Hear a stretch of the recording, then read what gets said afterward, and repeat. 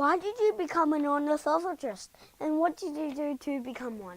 I started doing a biology degree, and a first year lecture in invertebrate zoology made me sort of realise that insects actually were really interesting. So I started volunteering for Professor Andy Beattie at the Key Centre for Biodiversity and Bioresources at Macquarie Uni.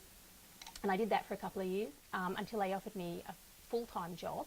After 2 years, a job came up at the museum in the invertebrate division as a technical officer. So I worked across all of the invertebrate collections for a few years, 3 years or something. I started doing a Master of Environmental Science degree. I finished that. When that finished, I got seconded to a job as Executive Officer for the Science Division. So I helped run the Science Division for 2 years.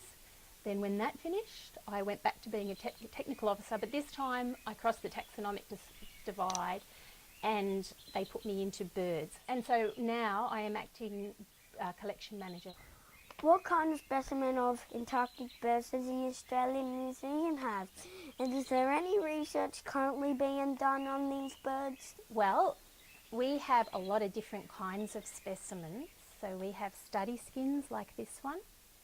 We have mounted specimens which look lifelike, like this wedge-tailed eagle, which is not an Antarctic bird, but that's what a mount looks like.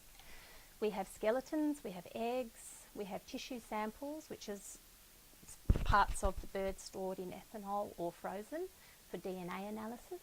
And we have specimens stored in spirit, like in alcohol, to keep them preserved.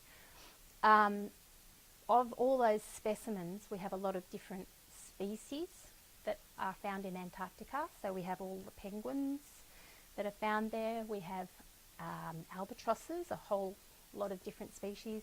We have gulls, we have terns, we have prions, we have fulmars, we have a sheathbill, we have, I can't even think anymore, diving petrels. Oh gosh, too many to list really.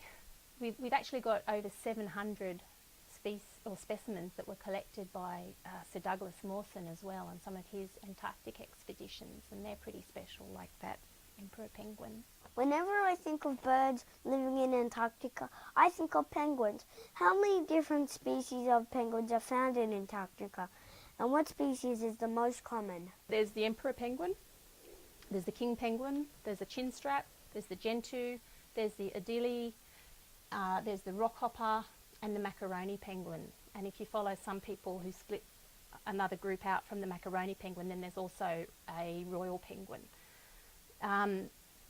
So yeah, those are the ones that mostly live in Antarctica, that you could call the Antarctic penguins.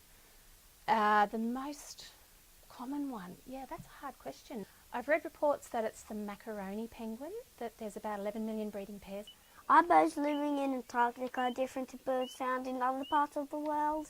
There's certainly not as great a diversity of birds at higher levels in Antarctica as there is in other parts of the world. So most of the birds in Antarctica tend to be seabirds or shorebirds. So penguins, albatrosses, petrels, diving petrels, giant petrels, fulmars, prions, terns, gulls, all those sorts of things, really too many to list. And if you mean on a physiological level, are they different? Then yes, most of them have to be well adapted to the cold if they're going to live there. But having said that, most of the birds that are in Antarctica don't actually live there all year round. There's really only the emperor penguin that does.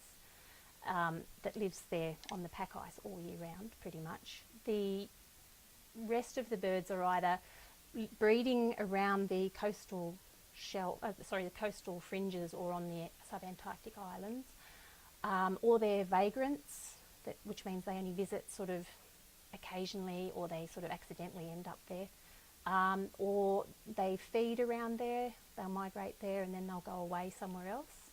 What's the difference between the Arctic and the Antarctic? The Antarctic is the South Pole, or the southern continent, but the Arctic is the northern pole.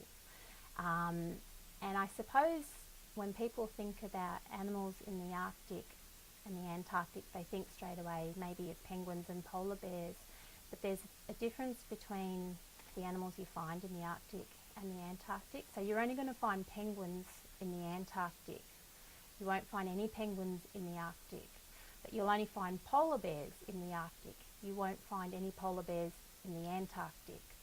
So the difference is north and south. What kind of research are you working on now? I am helping Dr. Richard Major and Dr. Rebecca Johnson on a project that they have, which is looking at the population of right-fronted chats, which is a little honey eater out at Tower Point. And it's an endangered population of birds, and I'm doing the fieldwork component, which means I'm going out pretty much once a week while they're nesting, and I'm having a look at which birds are mating with which birds and how many babies they're having.